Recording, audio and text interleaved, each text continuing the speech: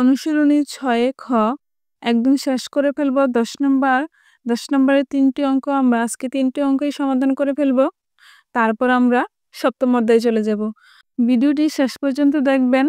যদি তোমরা পঞ্চম শ্রেণীর ছাত্রছাত্রী হয়ে থাকো তাহলে ভিডিওটি শেষ পর্যন্ত দেখতে হবে, কেননা টেনে টেনে ভিডিওগুলো দেখলে তোমরা কিছুই বুঝতে পারবে না।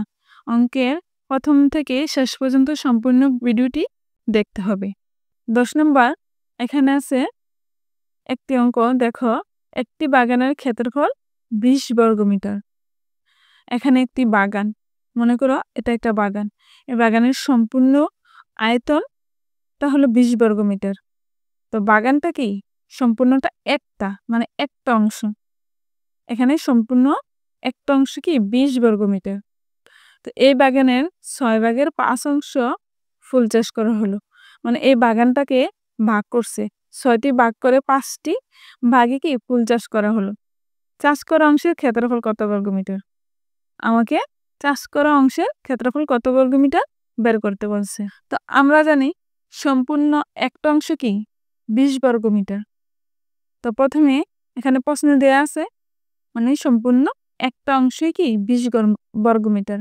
তো আমরা লিখি, সুতরাং এক অংশ বাগানের ক্ষেত্রফল 20 বর্গমিটার। আমরা কি কত বর্গমিটার বের করব?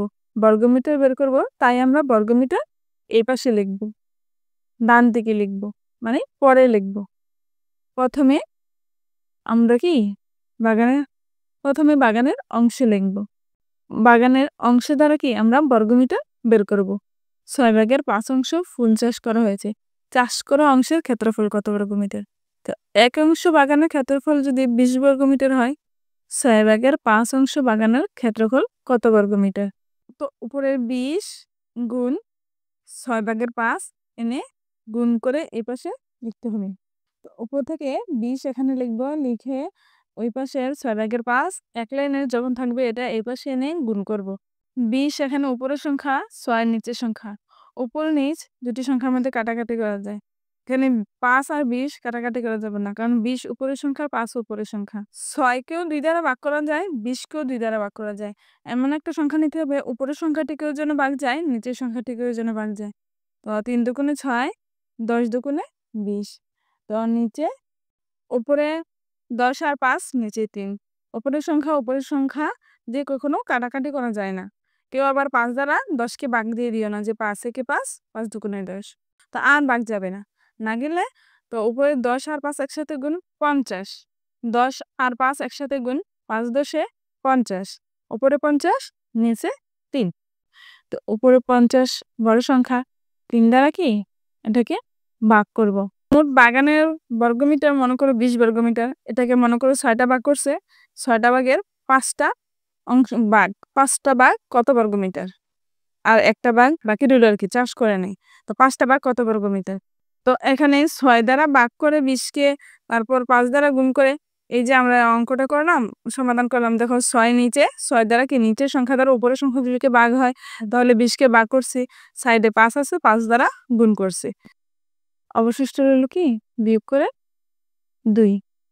এখানে 2 অবশিষ্ট রইল, 2 যাবে কি উপরে, ভাগ করার বাকি রইল, আর 3 নিচে। এটাই উত্তর।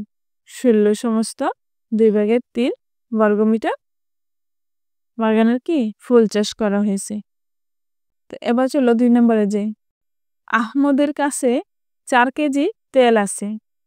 1 লিটার তেলের ওজন 7 ভাগের 6 কেজি হলে তার কাছে কত লিটার তেল আছে? কত লিটার তেল আছে, আমাদের লিটার বের করতে বলছে, কত লিটার আছে। তো আমরা কি কেজি দ্বারা লিটারকে বের করব। তো লিটার আমরা পরে লিখব, আগে কেজিকে লিখব। 7 ভাগের 6 কেজি, তেলের ওজন 1 লিটার। তাহলে এবার 4 কেজি তেলের ওজন কত? আমরা কি লিটারকে বের করব, তাই লিটার পরে লিখলাম। তো আমরা যাকে বের করব তা পরে লিখব। 7 ভাগের 6 কেজি, আগে কেজিকে আগে লিখব, কেজি দ্বারা আমরা লিটারটিকে বের করব। 7 ভাগের 6 কেজি তেলের ওজন 1 লিটার। তাহলে 1 কেজি তেলের ওজন কত লিটার? তো আমরা প্রথমে 1 কেজিতে নিয়ে যাব, তারপরে কি 4 কেজিতে যাব। আমাদের আগে প্রশ্নটি বুঝতে হবে। প্রশ্নটিতে কি বলছে, মোট তেল আছে 4 কেজি, তার মধ্যে বলছে 1 লিটার তেলের ওজন মানে 7/6 কেজি, মানে কেজি। এখানে 1 কেজিকে 7টি ভাগ করে 6টি ভাগ মানে 1 লিটার, তাহলে আর 1টি ভাগ অবশিষ্ট রয়ে যায়। ঐকিক নিয়ম অনুযায়ী আমরা 1 কেজি তেলের ওজনে নিয়ে যাব। এই 1 লিটারকে আমরা ভাগ করব, 6টি ভাগ করব, ভাগ করে ধরো 1টি ভাগ কতটুকু পাবো তা আমি যদি 7 দ্বারা গুণ করি তাহলে কি আমরা সম্পূর্ণ 1 কেজির ওজন পেয়ে যাব। আমরা অঙ্কটি ঐকিক নিয়মের মাধ্যমে করেছি, তাই আমরা এভাবে লিখব সাজিয়ে। তারপর ধরো 4 কেজি তেলের ওজন কতটুকু, 4 কেজি তেলের ওজন। এবার কি 4 দ্বারা গুণ করব। ধরো এটাকে আমি সাজিয়ে লিখলে ওই আমার মূল কথার মধ্যে চলে আসবে, সম্পূর্ণটা একটা অংশ হয়ে যাবে। এই ধরো 1, এই ভাগ চিহ্ন 6/7 আমি কি 4 দ্বারা গুণ করলাম। তো আমি যখন অঙ্কটি করি দেখো 6 দ্বারাই 1কে ভাগ হয়ে যাবে। 1 ভাগ চিহ্নটি যখন গুণ চিহ্ন হয়ে যাবে, হয়ে 6 নিচে চলে আসবে, 7 উপরে চলে যাবে। পূর্বে আমি বলেছিলাম 6 দ্বারা ভাগ করব, তো এবার কি 6 দ্বারা ভাগ হয়ে গেল। তো এবার আমরা ভগ্নাংশের গুণ অঙ্কগুলো যেভাবে করি সবগুলো এখন গুণ হয়ে গেল, উপর নিচ কাটাকাটি করব। তো এবার 2 দ্বারা 6কে ভাগ যায় 3 দুগুণে 6, 4কেও যায় 2 দুগুণে 4। তো আর কোনো সংখ্যাকে ভাগ যায় কি না, যায় না। তো উপরে 7 আর 2 আছে, একসাথে গুণ করে দিই। 7 দুগুণে 14, 14 একে 14, নিচে 3 আর 1, 3 একে 3, নিচে 3। তো উপরে 14 বড় সংখ্যা, অপকৃত ভগ্নাংশ, তা 3 দ্বারা ভাগ করে দেব। তা 3 4 12, তো 2 অবশিষ্ট, 2 উপরে আর 3 নিচে, 4 সমস্ত 3/2 লিটার। এটাই উত্তর। সাজ্জাদ সাহেবের 24,000 টাকা ছিল। তিনি এই টাকা 12/5 অংশ এতিমখানায়, 8/3 অংশ শিক্ষা প্রতিষ্ঠানে দান করলেন। মূল টাকাটা 12টি ভাগের 5টি অংশকে এতিমখানায় দিল। শিক্ষামূলক ভিডিও যেমনই হোক শেয়ার করে দিলে অন্যরাও শিখতে পারবে, তাই বলছি ভিডিওটি শেয়ার করে দিবেন, নতুন হলে সাবস্ক্রাইব করে যাবেন। সম্পূর্ণ মূল টাকাটা 8টা ভাগ করে 8টা ভাগের 3টা ভাগ যত হয় তাকে শিক্ষা প্রতিষ্ঠানে দান করলে তার কাছে আর কত টাকা রইল, মানে কত টাকা আছে। এই দান করার পর 24,000 টাকা থেকে এত অংশ আর কত টাকা আছে, আমরা কি মোট কত অংশ দান করছে তা একসাথে করব। এতিমখানা ও শিক্ষা প্রতিষ্ঠানে দান করছে, শিক্ষা প্রতিষ্ঠানে দান করে মোট একত্রে করব। একত্রে মানে কি একসাথে করা, মানে যোগ করা। তো এতিমখানার টাকা আর শিক্ষা প্রতিষ্ঠানের টাকাটা কি একসাথে যোগ করে দেব।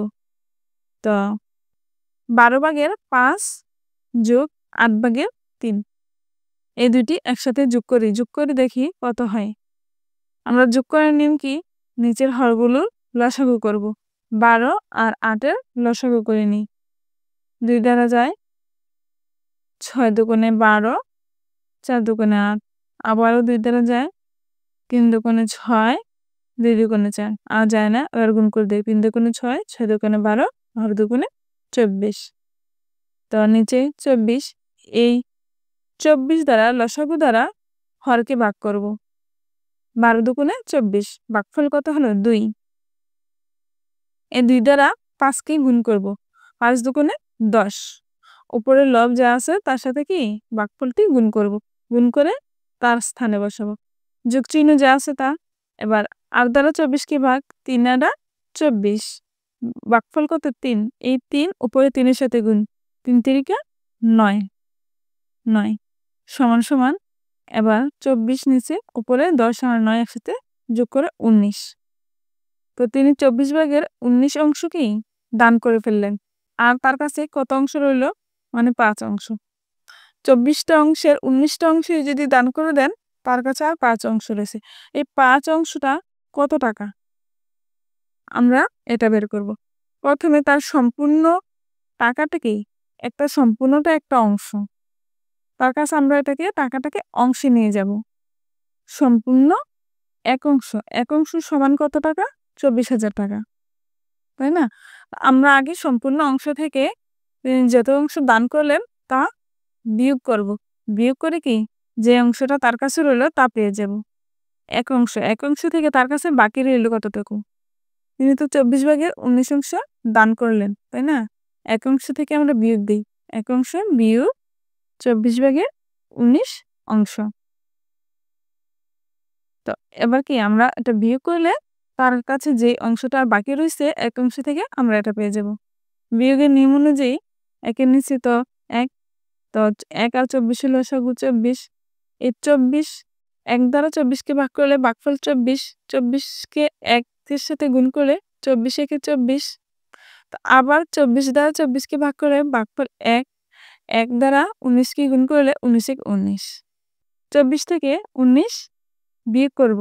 বিয়োগ করে হলো ৫। মানে ২৪ ভাগের ৫টি অংশ তার কাছে রইল। তো দেখো এখানে আমাদের কি বলছে, সম্পূর্ণ এক অংশের মূল্য হলো ২৪,০০০ টাকা। তাহলে ২৪ ভাগের ৫ অংশের মূল্য কত টাকা? আমরা এবার পেয়ে যাব। এক অংশের মূল্য ২৪,০০০ টাকা। তো ২৪ ভাগের ৫ অংশ এখানে ২৪,০০০ টাকা, তাই না? তো তো ২৪ ভাগের ৫ অংশ সমান কত টাকা? তো আমরা কি এটা গুণ করব। এই ২৪,০০০ গুণ ২৪ ভাগের ৫ গুণ ২৪ ভাগের ৫। তো এবার আমরা ২৪ দ্বারা ২৪,০০০ ভাগ করি। ২৪ একে ২৪, ২৪,০০০ একে ২৪,০০০ মানে ১,০০০। তো উপরে কি ১,০০০ আর ৫ আর নিচে কোনো সংখ্যা নেই। তো ১,০০০ আর ৫ একসাথে গুণ করে দেই। ৫ ১,০০০ ৫,০০০। মোট তার কাছে আর ৫,০০০ টাকা রইল। তো এবার গুণ করলে কি তার কাছে আর কত টাকা থাকবে? ৫,০০০ টাকা থাকবে। তোমরা দেখো ২৪ ১,০০০ ২৪,০০০ সাইডে আলাদাভাবে গুণ করে নিতেও পারো, অন্তত মুখে মুখেও করা যায়, গুণ করার কোনো প্রয়োজন পড়ে না।